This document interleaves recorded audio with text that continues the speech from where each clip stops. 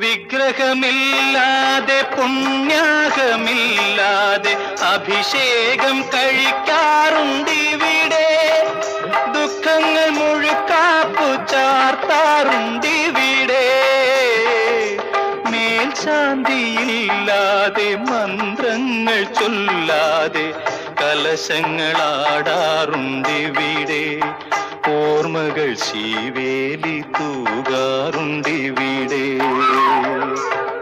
നടപ്പന്തലില്ലാത്ത തിടപ്പള്ളിയില്ലാത്ത പഴയ ഗുഹാക്ഷേത്രം മാനവഹൃദയം ദേവാലയം.